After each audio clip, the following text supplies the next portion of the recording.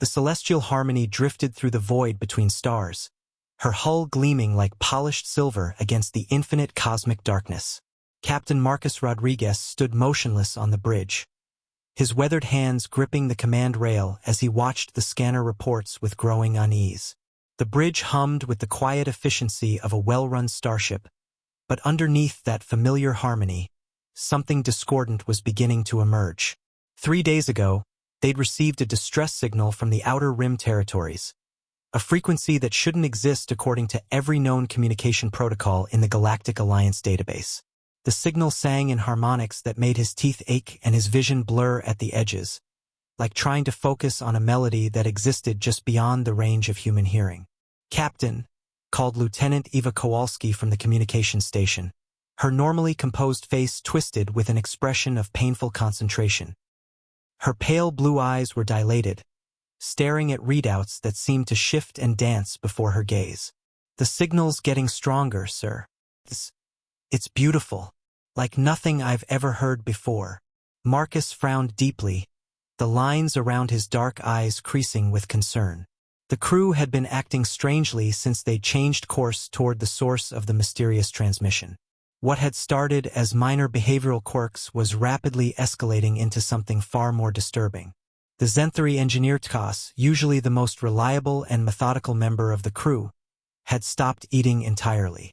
The reptilian humanoid simply stood at his station for hours, staring at the walls with his large amber eyes unfocused, as if seeing something beyond the metal bulkheads. When questioned, he only responded with dreamy murmurs in his ancient tongue, speaking of the song that calls from the deep void. The Valdorian pilot Zephyr had begun flying erratic patterns, her delicate hands dancing across the controls in ways that made no navigational sense. Her gossamer wings, normally folded neatly against her back, trembled constantly as if she were fighting the urge to take flight within the confines of the ship.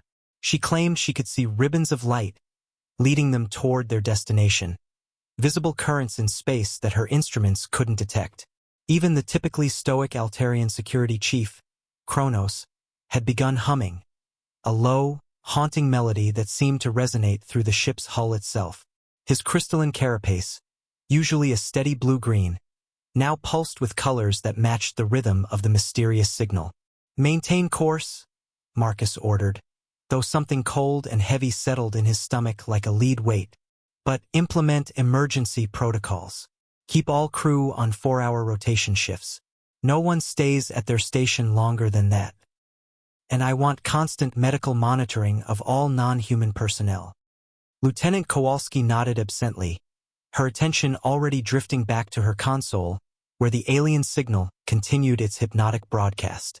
Marcus noticed she was swaying slightly, moving to a rhythm only she could hear. In the medical bay 3 decks below, Dr. Elena Vasquez ran her fingers through her dark hair, studying the neurological scans of the affected crew members on her holographic displays. The patterns were unlike anything in the extensive medical database, synaptic activity that resembled both pure ecstasy and imminent death, firing in cascading waves that reminded her disturbingly of musical notation. The affected alien crew members showed identical symptoms: elevated dopamine and serotonin levels, increased neural connectivity in areas associated with pleasure and transcendence, and a gradual shutdown of survival instincts. Their brain patterns looked like they were experiencing the most profound joy imaginable, even as their bodies began to fail from neglect of basic needs. "Computer," she commanded, her voice tight with growing anxiety, "run a comparative analysis on human neural resistance to psychic phenomena. Cross-reference with all known cases of alien mental influence." The ship's AI responded in its calm, measured tone. "Insufficient data available. Humans have never encountered confirmed psychic entities of this magnitude. Current database contains only theoretical models and second-hand accounts from other species." Elena felt a chill run down her spine. They were flying blind into something their allies had never survived to document properly. The few scattered reports in the Galactic Archives spoke of entire civilizations that had simply vanished, leaving behind only empty cities and ships drifting silently through space, their crews gone without a trace. As if responding to her thoughts, the ship's lights flickered momentarily, and through the hull, she could swear she heard something singing. A voice of impossible beauty that made her heart race and her hands tremble. Whatever was calling to them from the void, it was getting closer. And for the first time in her career, Dr. Elena Vasquez wondered if humanity's legendary adaptability would be enough to save them from something that had already claimed countless other worlds. The source of the signal hung in space like a cosmic jewel, a massive crystalline structure the size of Earth's moon, its faceted surface pulsing with ethereal light that seemed to bend reality around it. As the celestial harmony approached, the structure's radiance cast impossible shadows throughout the ship, shadows that moved independently of any light source and whispered secrets in languages that predated civilization. The crew's behavior deteriorated with alarming rapidity as they drew closer. The Zenthari engineers had begun walking directly into bulkheads, their scaled faces serene even as they accumulated bruises and cuts. They muttered constantly in their ancient tongue, speaking of the great harmony and the song that birthed stars. Tkas, the chief engineer, had taken to lying spread eagle on the deck plates, pressing his ear to the metal as if listening for something deep within the ship's hull. The Valdorians had stopped sleeping entirely, their gossamer wings beating frantically as their large, multifaceted eyes reflected the crystal's hypnotic glow. They clustered at the viewports, leaving condensation patterns on the transparisteel with their rapid, excited breathing. When anyone tried to speak to them, they only responded with high-pitched trills that made the humans' ears ring painfully. Even the normally unflappable Altarians were affected. Security Chief Kronos had begun dismantling his weapon, arranging the components in intricate geometric patterns, while humming that same haunting melody that now seemed to emanate from the ship's ventilation system itself. "Captain?" Dr. Vasquez's voice crackled urgently over the comm, her professional composure barely containing her growing panic. "You need to get down to Medical Bay immediately. We have a situation." Marcus found her in the medical bay, standing over the still form of Tkas, who had been brought in by concerned human crew members. The Zenthari engineer lay motionless on the diagnostic table, his breathing so shallow it was barely perceptible. His amber eyes, usually alert and intelligent, were fixed on something far beyond the ceiling, dilated to pinpoints despite the bright medical lights. "What's his condition?" Marcus asked, though he dreaded the answer. "It's not a disease, not in any conventional sense," Elena said, her voice tight with fear as she gestured to the holographic displays showing Tassa's brain activity. "Look at these readings. His neural pathways are lighting up like a festival celebration. His brain is drowning in dopamine, serotonin, and endorphins. Every pleasure center is firing simultaneously at maximum capacity." She pulled up comparative scans from the other affected alien crew members. They're all showing the same patterns. Their minds are experiencing pure, undiluted ecstasy, the kind of joy that would make winning the lottery feel like finding a penny on the sidewalk. But their bodies can't sustain it. They're literally dying of happiness. "And the humans?" Marcus asked, studying the chaotic light patterns on the medical displays. "We're completely immune," Elena replied, her voice filled with bewilderment. "Whatever's affecting our alien crewmates, it has absolutely no impact on human neurochemistry. I've run every scan I can think of. Our brain patterns remain completely normal, even when we're in direct contact with the affected individuals." Before Marcus could respond, the ship's lights dimmed to an amber glow, and the familiar hum of the life support systems shifted to a lower, more musical tone. Through the medical bay's viewport, something impossible was approaching. A figure that seemed to walk across the vacuum of space, as if it were solid ground, each step creating ripples of light that spread outward like stone thrown into a cosmic pond. The entity was beautiful beyond human comprehension, its form shifting between states of matter, sometimes appearing as a tall, graceful woman with features that belonged in classical paintings, other times as pure song given physical shape, a living melody that danced through space with purpose and intelligence. Her hair flowed like liquid starlight, defying the absence of gravity, and her eyes held the deep, infinite beauty of newborn galaxies. The ship's hull groaned and sang as she approached, the metal itself seeming to sigh with longing.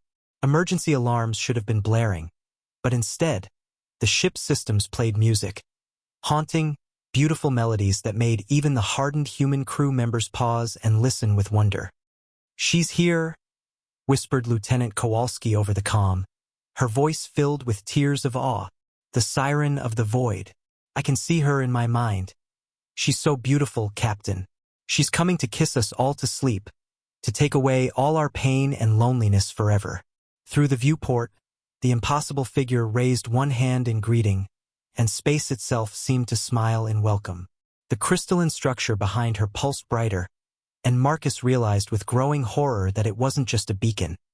It was a tomb, beautiful and eternal, containing the preserved essence of countless civilizations that had answered her call. And now she had come for them.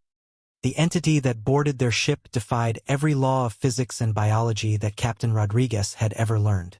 She didn't simply walk through the airlocks. She flowed through the hull itself as if the reinforced titanium steel composite was nothing more than morning mist.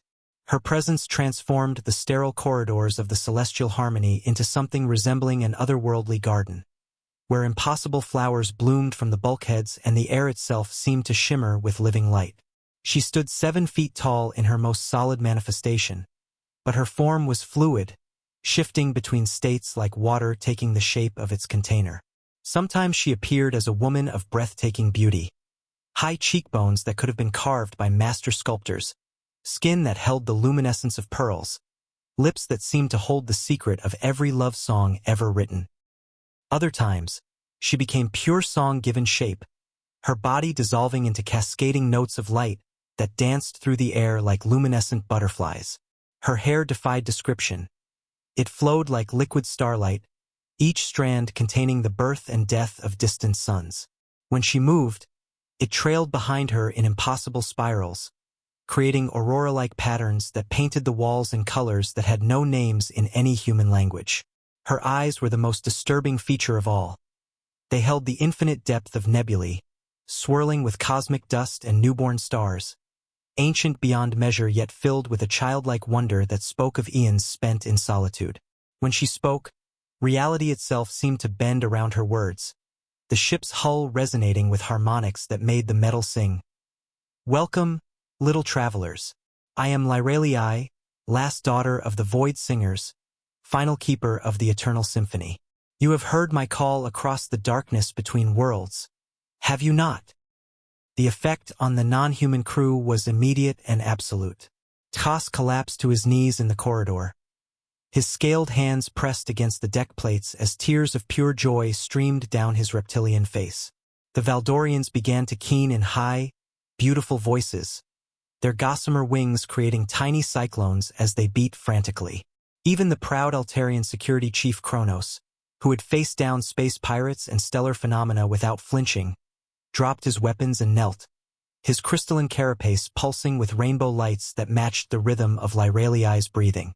The ship's AI, usually a model of logical efficiency, began playing music throughout the corridors, haunting melodies that seemed to emerge from the walls themselves. The lights dimmed and brightened in patterns that resembled a vast, cosmic heartbeat, and even the recycling systems began to hum in harmony with the ethereal symphony that surrounded the siren. But Captain Rodriguez remained standing, his boots firmly planted on the deck plates, as did Dr. Vasquez and the handful of other humans scattered throughout the ship. They felt the beauty of her presence, an almost painful loveliness that made their chests tight and their eyes water, but it didn't drive them to their knees in worship.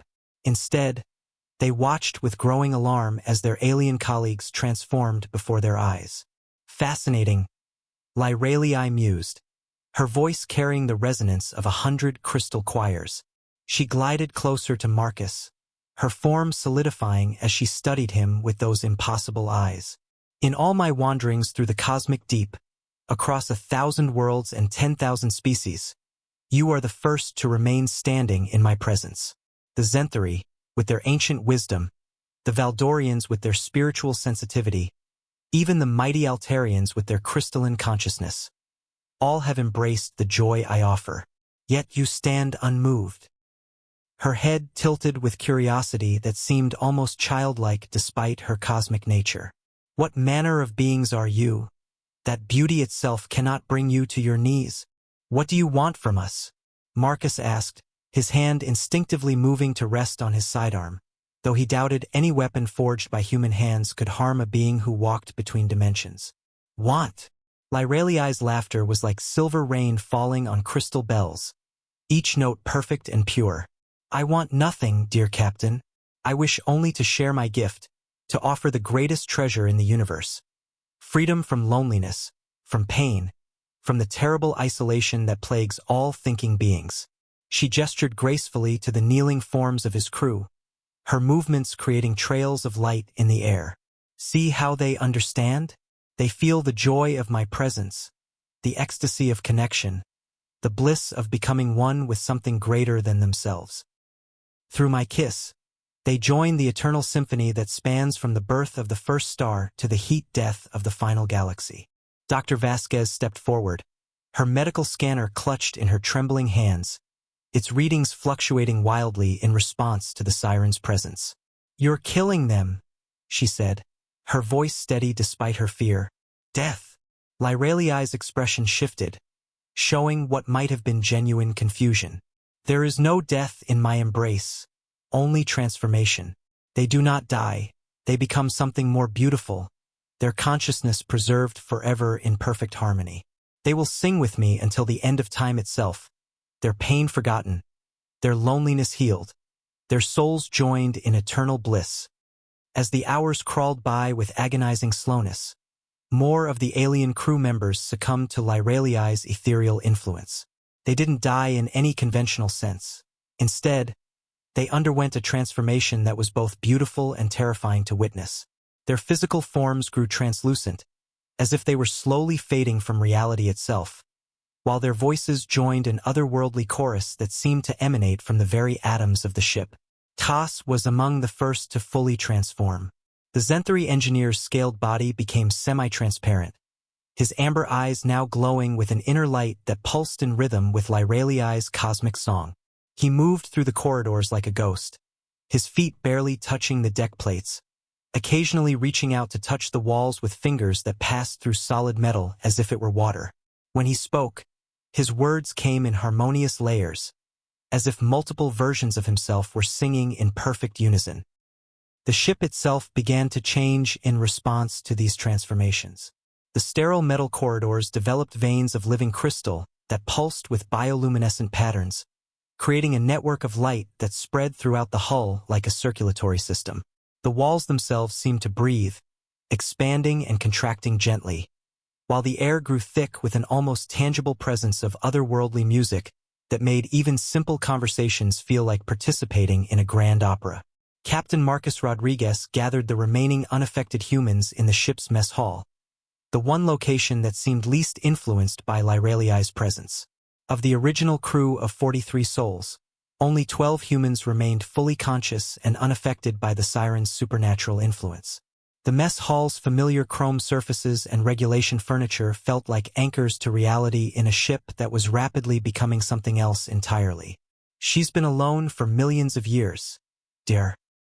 Elena Vasquez reported, her medical scanner displaying readings that defied explanation.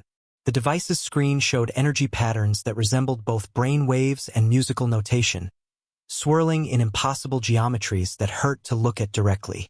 I've been monitoring her biopsychic signature since she arrived. The loneliness. It's not just an emotion for her. It's a physical force, a gravitational field of solitude that warps space-time around her. She pulled up holographic displays showing her analysis, the data streams forming three-dimensional models that twisted through the air like living sculptures. She's not malevolent in any traditional sense. There's no hatred, no desire for conquest or destruction. What I'm seeing is pure, desperate loneliness, the kind that comes from eons of isolation so complete that it would drive any sentient being to madness. Engineer Thompson, a stocky man whose hands hadn't stopped shaking since the transformations began, nervously adjusted his tools as he spoke.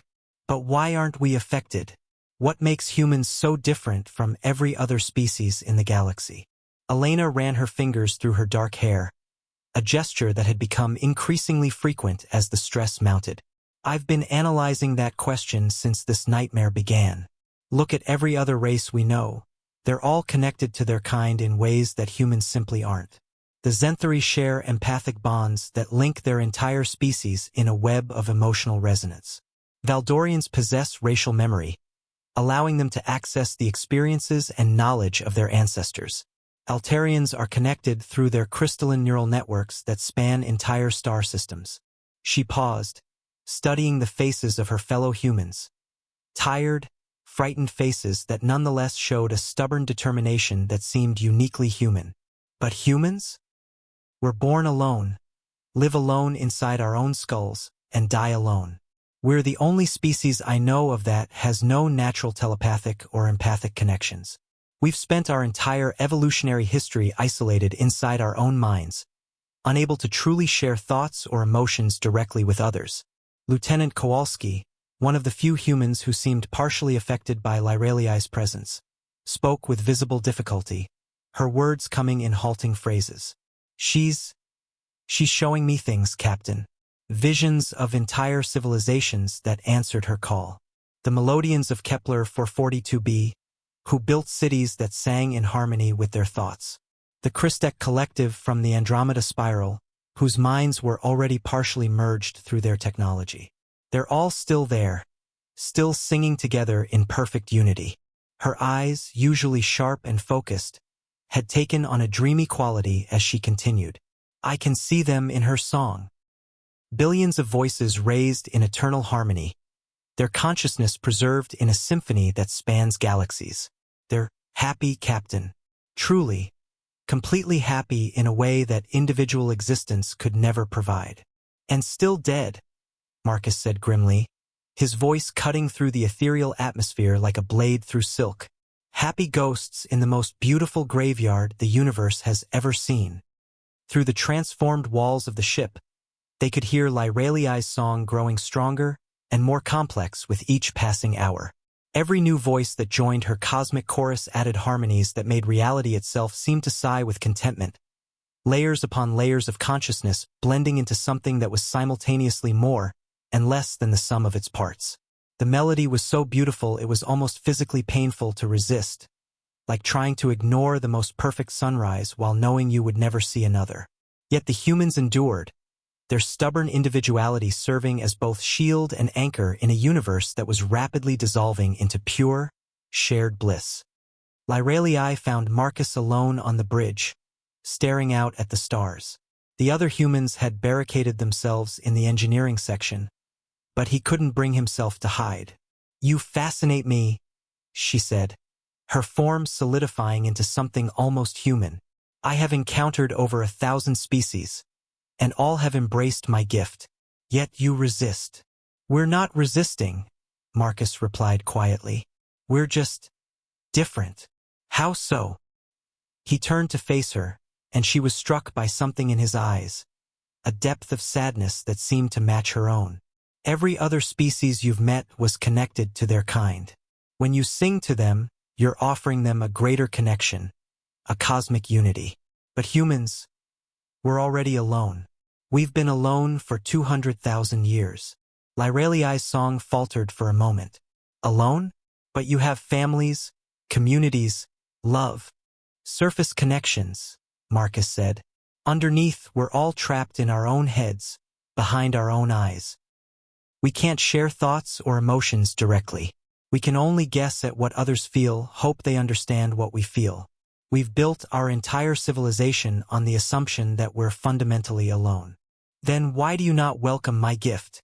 I offer you true connection, eternal unity. Marcus smiled sadly. Because we've learned to love despite the loneliness. Maybe because of it. Our connections are fragile, temporary, imperfect, and that makes them precious. For the first time in eons, Lyraliai felt something other than the cosmic song that filled her existence. She felt curiosity about these strange, resilient beings who had turned isolation into strength. Dr. Elena Vasquez found them in what had once been the ship's hydroponics garden, though the sterile growing chambers had transformed into something that defied botanical classification. Where rows of carefully cultivated earth vegetables had once grown under artificial sunlight, Now impossible flora bloomed, crystalline flowers that sang in harmonies too complex for human ears, vines of pure light that bore fruit made of condensed starlight, trees whose leaves were pages from the cosmic symphony itself. In the center of this otherworldly garden, Lyralii knelt among the earth plants that had somehow survived the transformation. Simple roses, tomatoes, and wheat that looked almost mundane compared to the ethereal beauty surrounding them. The siren of the void, being of infinite cosmic power, was studying a single red rose with the wonder of a child seeing color for the first time.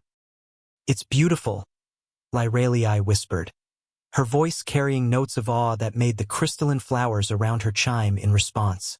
Her fingers, which could reshape reality with a thought, hovered millimeters above the rose's petals as if afraid her touch might damage something precious. "And it will die." "Yes," Elena said softly, approaching with the careful steps of someone entering a sacred space. The air around Lyralii shimmered with barely contained energy, and Elena's medical scanner registered readings that would have been impossible just days ago. Temporal distortions, gravity fluctuations, and something her instruments labeled simply as active infinity. "In my realm, beauty is eternal," Lyralii continued, her form flickering between her cosmic manifestation and something more human, more vulnerable. "The songs I preserve will play until the heat death of the universe and beyond. The consciousness I gather will never know pain, never experience loss, never face the terror of ending. They exist in perfect, unchanging harmony." Elena knelt beside her, close enough to see the galaxies swirling in Lyralii's eyes, close enough to feel the weight of eons pressing against her mortal mind. "But they're not alive anymore, are they?" Lyralii's cosmic song wavered, discordant notes bleeding through her perfect harmony like cracks in crystal. "They are preserved. They are safe. They are. They're recordings," Elena said gently, her voice carrying the authority of someone who had spent years studying the difference between life and death. "Beautiful, perfect recordings of what they once were. But recordings can't grow, can't change, can't choose to become something new." The siren's form solidified further, taking on more human characteristics as her cosmic certainty began to fracture. For the first time since her people had sung themselves into extinction, she felt doubt, a sensation so alien that it manifested as visible ripples in the space around her. Marcus joined them in the garden, his heavy footsteps seeming almost profane in the ethereal space. He had witnessed the conversation through the ship's transformed security system, watching as the being who had effortlessly conquered dozens of species struggled with concepts that every human child understood. "Are they happy?" Marcus asked, his question cutting through the garden's otherworldly ambience like a blade through silk. "Or are they just stopped?" "They experience eternal bliss," Lyralii replied, but her voice lacked its usual cosmic certainty. "They know no suffering, no fear, no choice," Elena interrupted, her medical training making her acutely aware of the difference between induced euphoria and genuine happiness. "They can't choose to be sad, so their happiness has no meaning. They can't choose to leave, so their presence has no value. They can't choose to change, so they're not really alive." "Choice?" Lyralii's voice was suddenly small, vulnerable in a way that made the crystalline flowers around her dim with sympathy. "What is choice but the opportunity to choose poorly? To suffer unnecessarily? To experience pain when bliss is available? Choice is what makes love possible," Marcus said, settling cross-legged on the garden floor beside the cosmic entity, as if she were simply another person seeking understanding. "Love isn't love if it's forced. Joy isn't joy if it's artificial. Connection isn't connection if it eliminates the individual choosing to connect." Elena pulled up her medical scanner, showing Lyralii the brain patterns she had recorded from the transformed crew members. "Look at these readings. Perfect patterns, identical responses, no variation or growth. They're not people anymore. They're echoes of people, trapped in a single moment of manufactured bliss." "But love ends," Lyralii protested, her form growing more translucent as her certainty crumbled. "Connection breaks. People leave, people die, people choose to hurt each other. How can temporary, imperfect love be more valuable than eternal, Perfect unity. Because it's chosen, Marcus replied, reaching out to touch the rose she had been studying. This flower chooses to bloom knowing it will wither. We choose to love knowing we'll lose those we love. We choose to connect knowing the connections are fragile. That choice, that brave, desperate, beautiful choice, is what makes it real. Around them, the crystalline flowers began to sing a new song, one filled with minor keys and uncertain harmonies. Imperfect but somehow more alive than the cosmic symphony that had preceded it. The garden's impossible beauty flickered, and for a moment, the simple earth plants seemed more wondrous than all the stellar magnificence Lyralii had created. I have been alone for so long, the siren whispered, her voice now fully human in its pain and longing. When I discovered my gift, when I learned to share consciousness and preserve beauty forever, I thought I had found the answer to loneliness. But listening to you, I begin to wonder if I simply created a more beautiful form of isolation. It's not too late, Elena said, her voice gentle but firm. You could let them go. Give them back their choice. Let them decide for themselves whether to stay or leave. But they will leave me, Lyralii said, and for the first time, she sounded not like a cosmic entity but like a frightened child afraid of abandonment. Some might, Marcus admitted, his honesty brutal but kind. But others might choose to stay, not because they're compelled to, but because they want to. Not because you've taken away their ability to choose otherwise, but because they've considered all options and chosen you. In the silence that followed, the transformed ship held its breath, waiting to see whether a being of infinite power could find the courage to accept finite, imperfect love. The transformation took 3 agonizing days during which the celestial harmony existed in a state of suspended reality. Lyralii had to learn to sing an entirely different song, not one that overwhelmed and absorbed consciousness like a cosmic tsunami, but one that invited and offered choice like a gentle hand extended in friendship. It was the hardest thing she had ever attempted in her eons of existence, requiring her to release the absolute control that had defined her since the extinction of her own people. The process was excruciating for a being accustomed to cosmic certainty. Every note had to be carefully modulated, every harmony precisely calibrated to suggest rather than command. She had to learn restraint, perhaps the most alien concept in the universe to a creature of infinite power. Where once her song had been a beautiful force of nature, irresistible as gravity and inevitable as entropy, now it became something more fragile and infinitely more complex. An invitation that could be refused. Captain Rodriguez and Dr. Vasquez worked alongside her, their medical scanners and human intuition serving as guides in this unprecedented undertaking. Elena monitored the brain patterns of the transformed crew members as Lyralii slowly, carefully began to release her hold on their consciousness. The readings were unlike anything in medical literature. Neural pathways rebuilding themselves, synaptic connections reforming, consciousness flowing back into individual vessels like water finding its natural level. Focus on the spaces between the notes, Marcus advised during one particularly difficult session, his words strange to hear directed at a cosmic entity. In human music, silence is as important as sound. It's the pause that gives meaning to the melody, the breath that makes the song possible. One by one, the crew members who had been absorbed into Lyralii's eternal symphony began to return to their physical forms. The process was different for each individual, reflecting their species' unique relationship with consciousness and choice. Tas, the Zenthari engineer, was among the first to fully materialize. He emerged from his translucent state like a man surfacing from deep water, gasping and disoriented but unmistakably himself again. His amber eyes, once glowing with cosmic fire, now held their familiar intelligence tempered by the memory of something vast and beautiful. "This is remarkable," he said, his scaled hands examining his newly solid form with wonder. "I can still hear the song, Captain, but it doesn't control me anymore. It's like—" He struggled for words, his engineer's mind grappling with concepts that defied technical description. Like background music instead of a symphony that drowns out everything else. I can choose to listen more closely, or I can focus on other things entirely. The Valdorian pilot Zephyr chose a different path. When given the option to return completely to her physical form, she elected to remain partially connected to Lyraliai's cosmic network. Her gossamer wings now shimmered with threads of starlight, and her large eyes held depths that reflected distant nebulae.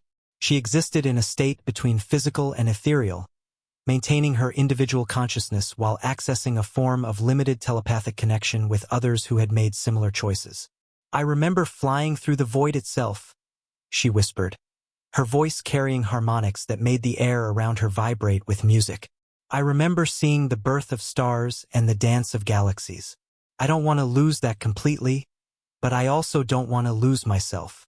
Dr. Vasquez monitored these voluntary transformations with fascination and growing hope. "It's incredible," she reported to Marcus during one of their brief rest periods. "Lyraliai has learned to modulate her psychic output to offer connection without domination. The crew members who choose to remain partially linked are retaining their individuality while gaining access to something like a voluntary telepathic network. They can share thoughts and emotions when they choose to, but they can also withdraw into privacy whenever they need it." The ship itself underwent a parallel transformation. The crystalline veins that had spread through its hull didn't disappear entirely, but they changed in character. Instead of pulsing with the regular rhythm of cosmic compulsion, they now flickered with the irregular patterns of individual choice, sometimes bright with shared joy, sometimes dim with personal reflection, always changing and always alive. But perhaps the most remarkable change was in Lyraliai herself. No longer the overwhelming presence that had first boarded their vessel, she appeared more solid, more present in the physical universe. Her cosmic song had become less mathematically perfect but more genuinely beautiful, filled with variations and unexpected harmonies that spoke of growth rather than stagnation. "I understand now," she said to Marcus as they stood together on the transformed bridge, watching the stars whirl slowly overhead. "I was trying to cure loneliness by eliminating it entirely. But loneliness isn't a disease to be cured. It's part of what makes beings like us who we are. It's the shadow that gives shape to love, the silence that gives meaning to song." "And now?" Marcus asked, studying her face, no longer perfectly beautiful but somehow more genuinely attractive for its newfound imperfection. "Now I offer companionship, not absorption. Connection, not consumption." She smiled, and for the first time since her arrival, her smile seemed genuinely happy rather than merely cosmic. "Your humans have taught me something I thought impossible, that the spaces between notes are as important as the notes themselves, that imperfection can be more beautiful than perfection." The celestial harmony continued through space, but now it carried something unprecedented in the galaxy's history. A being of cosmic power who had learned restraint, who had chosen to love rather than consume. In her new song, the universe heard something it had never experienced before. A melody that celebrated both connection and solitude, unity and individuality, the eternal and the temporary. Lyraliai had finally found a way to share her gift without destroying what made others unique. And in doing so, she had discovered that the most beautiful songs weren't those that forced perfect harmony, but those that allowed each voice to choose its own part in the greater symphony. In the end, humanity's greatest strength hadn't been immunity to the siren's call, but the ability to transform it into something better, something that honored both the desperate need for connection and the precious value of individual choice. The cosmos would never sound the same again, and for the first time in eons, that change was chosen rather than imposed.